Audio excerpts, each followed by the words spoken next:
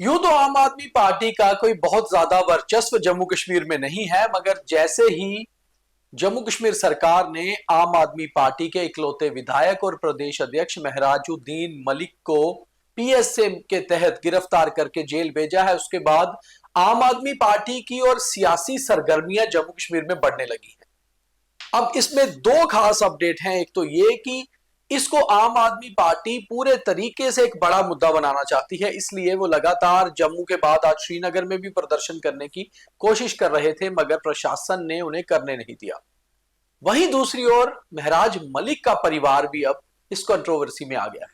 महराज मलिक के पिता ने आज जम्मू में मीडिया से बात की, एक प्रेस कॉन्फ्रेंस की, और यह कहा कि सभी राजनीतिक दलों को इस मामले पर सामने आना चाहिए और उनके बेटे की सपोर्ट में खड़े होना चाहिए।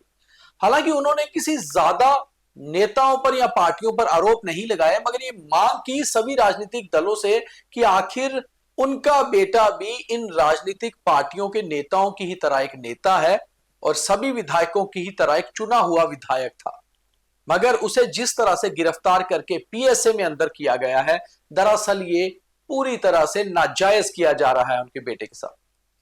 वो इसको इमोशनल केस बनाना चाहते हैं या फिर कहीं ना कहीं परिवार को लगता है कि अब सामने आना पड़ेगा।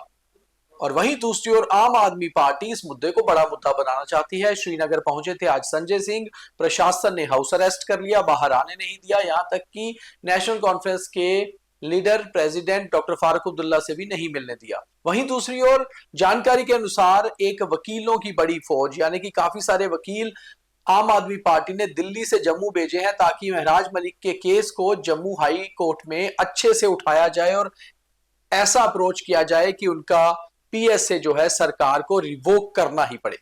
अब सरकार अभी तक इस पे सख्त है, सरकार का कोई खास बयान नहीं आया है। वहीं इसी बीच खबर एक ये भी आई कि महराज मलिक को शायद आज दोबारा से कठुआ जीएमसी लेके जाया सकता है। ये क्या उनकी तबीयत बिगड़ी है इसलिए या रूटीन मेडिकल चेकअप है, इस बात पे भी खास सफाई नहीं है।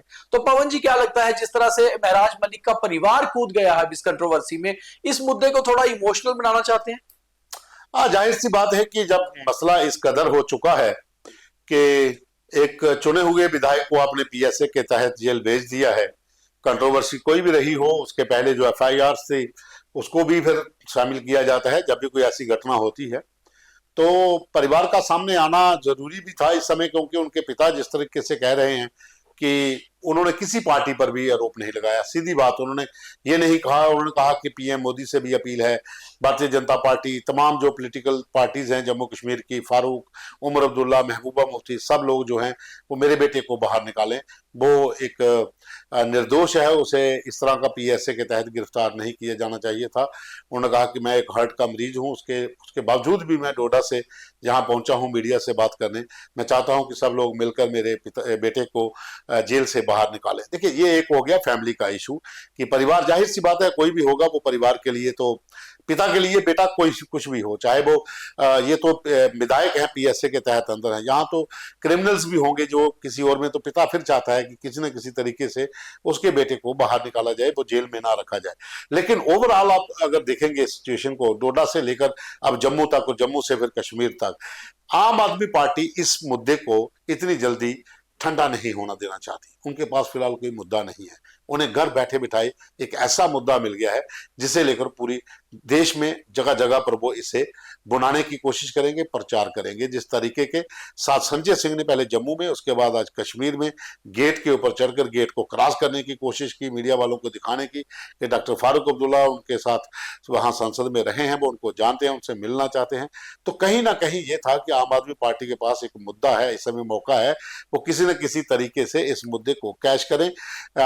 महराज मलिक को छोड़ा जाता है, नहीं छोड़ा जाता है, वो अब कानून के तहत उनकी जो टीम है, जैसा आप कह रहे हो कि एक बड़ी फौज तैयार है, वो देखेगी। लेकिन आम आदमी पार्टी का मुद्दा इस समय वो नहीं है कि उनको रिहा करें।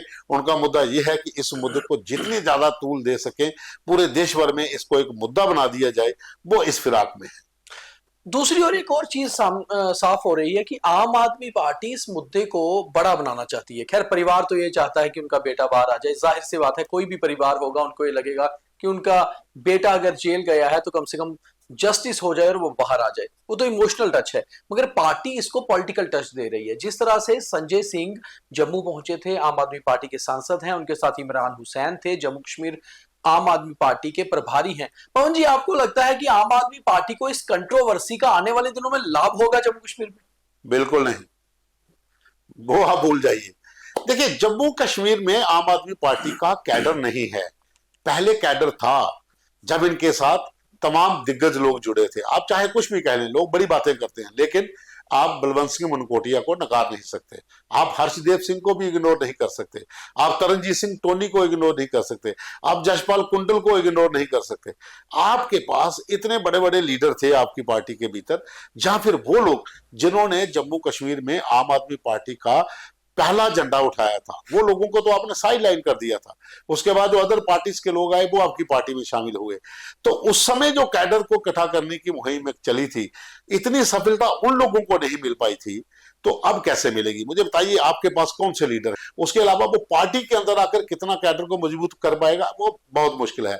सुरेंद्र सिंह संगारी कांग्रेस में जाते हैं, पहले इंडिपेंडेंट लड़ते हैं, फिर कांग्रेस में जाते हैं, उसके बाद वो आम आदमी पार्टी में आ जाते हैं। लेकिन आम आदमी पार्टी में कहीं पर भी आपको नहीं दिखेंगे, वो उसी समय दिखेंगे जब सेंटर से कोई लीडर आएगा, जहां जम्मू में बड़ा मतलब उतने साफ छवि के नेता या वैसे नेता नहीं है जो आम आदमी पार्टी को आगे बढ़ा पाए। दूर ले जाए। मगर पार्टी इस मुद्दे को बड़ा इसलिए भी बनाना चाहती होगी कि पार्टी इसका फायदा दिल्ली में लेना चाहती है बीजेपी के अगेंस्ट, या पंजाब में बीजेपी के अगेंस्ट की देखिए हमारे विधायक को ये कर दिया। मगर कुल मिलाकर देखा जाए तो महराज मलिक की जो मुश्किलें हैं वो कम नहीं हुई हैं, बल्कि बढ़ ही रही हैं, क्योंकि अभी भी महराज मलिक को कोर्ट की तरफ से कोई राहत नहीं आई। और दूसरी बात पवन जी, आपको क्या लगता है कि महराज मलिक जिस तरह से पीएसए में अंदर हुआ है, शायद उसने खुद भी कभी नहीं सोचा होगा कि उसके ऊपर अचानक से पीएसए लग जाएगा और उसे अंदर कर दिया जाएगा। आपको लगता है कि महराज मलिक को जो है ये जल्दी पीएसए उसका रिवोक होगा, या सरकार इसके ऊपर जल्दी कुछ सोचेगी?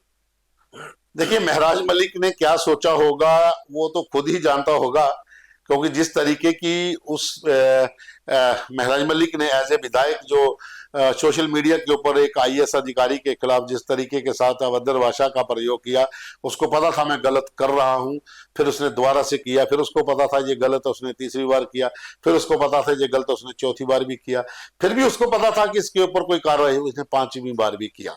तो ये उसको पता था कि कोई बड़ा एक्शन होगा, लेकिन उसको ये नहीं पता था कि अचानक इतना बड़ा एक्शन हो जाएगा, क्योंकि डिस्ट्रिक्ट एडमिनिस्ट्रेशन के पास 3 घंटे भी काफी होते हैं किसी भी ऐसे बंदे के खिलाफ पूरी वो चीजें, अगर वो इन्वॉल्व रहा है वो डाटा निकालने में। तो उन्होंने समय लिया, समय लेने के बाद उन्होंने देखा 18 एफआईआर हैं, ये मामले हैं, इसके ऊपर उन्होंने एक पूरा डोजियर तैयार कर दिया।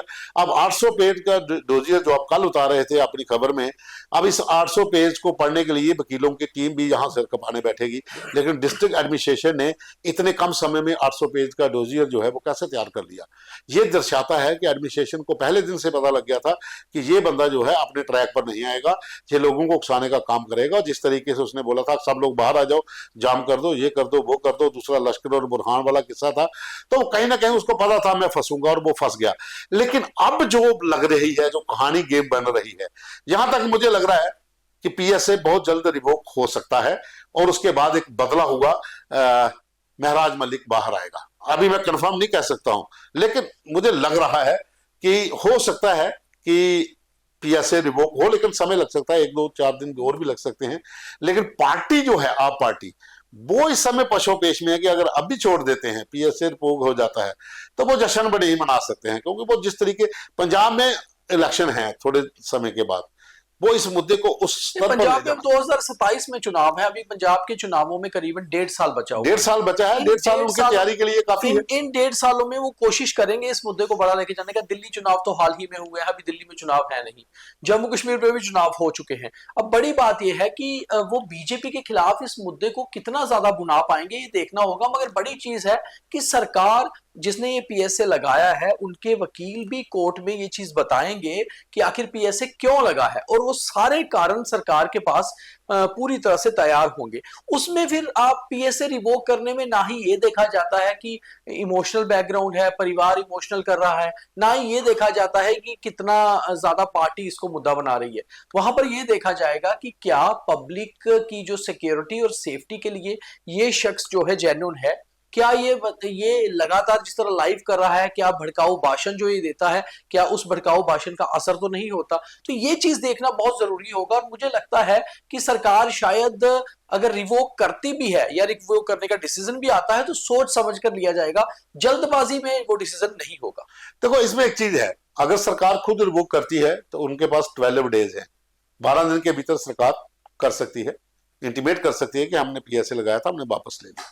अगर मामला कोर्ट में जाता है तो बहुत से ऐसे केसेस हैं जिसमें कोर्ट के कहने पर पीएसए रिवोक हुआ है। बिल्कुल, कोर्ट ने पूरा स्टडी करने के बाद जब देखा केस के अंदर बेस नहीं है तो उन्होंने पीएसए हटा दिया। ये अभी हाल ही में 2-4 केस ऐसे हो चुके हैं जम्मू कश्मीर लद्दाख हाई कोर्ट के भीतर।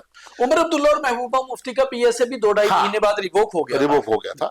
तो यहाँ ये भी हो सकता है कि कोर्ट के कहने पर रिवोक भी हो जाए, लेकिन जब तक कोर्ट के कहने पर रिवोक होगा तब तक वो जेल में रहेगा। तो जो नया कानून गवर्नमेंट ला रही है जिसके तहत कहा जा रहा है कि अगर आप पीएसए के तहत अंदर चले जाते हो तो आपकी कुर्सी पर खतरा है, वो एक अलग उसके ऊपर भी डिबेट की जा सकती है बाद में। लेकिन सवाल इस समय ये है कि अगर सरकार खुद रिवोक करती है तो महराज मलिक हीरो बनकर बाहर आएगा या एक सिंपल विधायक की तरह बाहर आएगा, वो निर्भर करता है कि आखिर फैसला क्या देखिए, होगा। सबसे बड़ी चीज इसमें ये देखने वाली है जी, हमारे व्यूअर्स भी अच्छे से समझते होंगे जो रूटीन में हमारे कार्यक्रम देखते हैं, कि महराज मलिक की दरअसल ये सारा जो पीएसए लगा, जो सब कुछ हुआ, इसके पीछे उसकी पर्सनैलिटी, जो एक शख्सियत होता है, उसका बहुत बड़ा रोल है। कि महराज मलिक जो एक सोशल मीडिया द्वारा क्रिएट किया गया नेता था, क्योंकि महराज मलिक को लोग जब जानने लगे तो सबसे पहला इंसिडेंट हुआ था जब अभी उसने डीडीसी चुनाव भी नहीं लड़े थे, उससे पहले उसने एक तहसीलदार के दफ्तर में ताला जड़ दिया था और उसके बाद वहां से उसने लाइव कर दिया था कि देखिए तहसीलदार समय पे नहीं पहुंचे, मैंने इसके दफ्तर में ताला जड़ दिया। वहां से लोगों को ये लगा कि एक लड़का जो एक पढ़ा लिखा पॉलिटिकल साइंस का स्टूडेंट है, उसने एक तहसीलदार के लेट आने पर उसके दफ्तर में ताला जड़ा।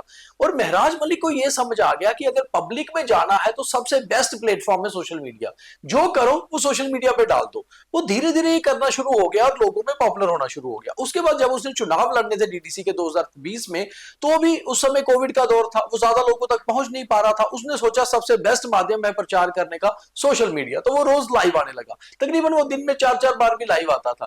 उसको बनाने में सोशल मीडिया का रोल है और उसकी पर्सनैलिटी ऐसी बनती गई, जैसे हम ये कहते हैं कि कोई आदमी रेबल हो गया, कोई आदमी ऐसा बनता गया कि उसे ये लगा कि कहीं ना कहीं अब जितना मैं सरकारी मुलाजिमों के अगेंस्ट, सरकारी अफसरों के अगेंस्ट, सरकार के अगेंस्ट बोलूंगा, लोग मुझे पसंद करेंगे और लोगों को मैं नेता बन जाऊंगा, उनका मसीहा बन जाऊंगा।